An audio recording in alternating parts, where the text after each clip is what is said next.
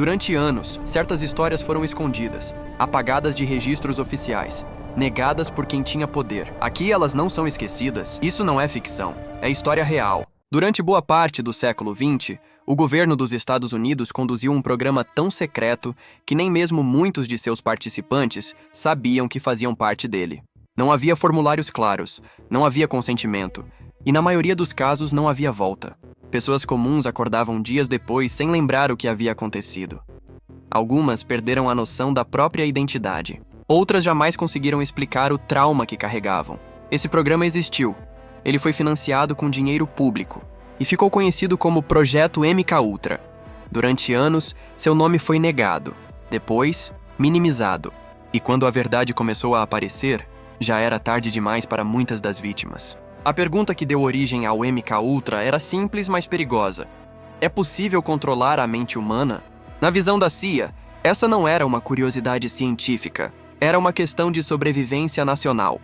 Durante a Guerra Fria, rumores se espalhavam de que a União Soviética e a China estariam usando técnicas avançadas de lavagem cerebral em prisioneiros de guerra. Soldados americanos voltavam diferentes. Alguns confessavam crimes estranhos, outros pareciam emocionalmente vazios. Para a CIA, isso era um sinal claro. Se o inimigo dominasse a mente humana, dominaria tudo. O mundo vivia sob tensão constante.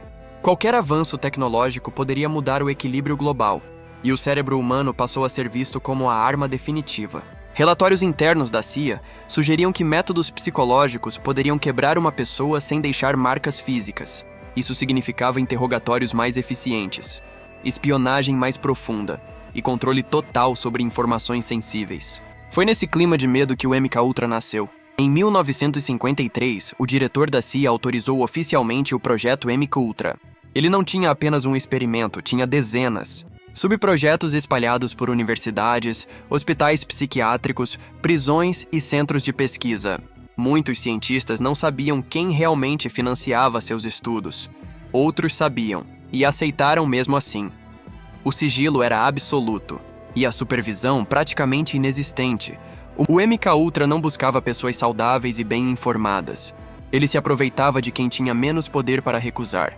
Pacientes psiquiátricos, prisioneiros, dependentes químicos, militares de baixa patente e civis recrutados com falsas promessas. Muitos acreditavam participar de estudos sobre ansiedade ou sono.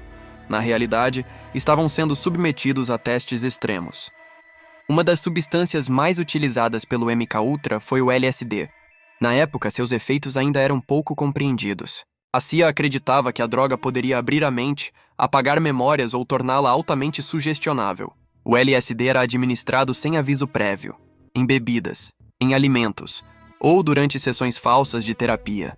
Algumas vítimas receberam doses repetidas por dias ou semanas. Os efeitos eram devastadores. Pessoas entravam em estados profundos de paranoia. Outras acreditavam estar morrendo. Algumas perdiam completamente o contato com a realidade. Em certos casos, os pesquisadores observavam sem intervir, anotando cada reação. O sofrimento humano virou dado científico.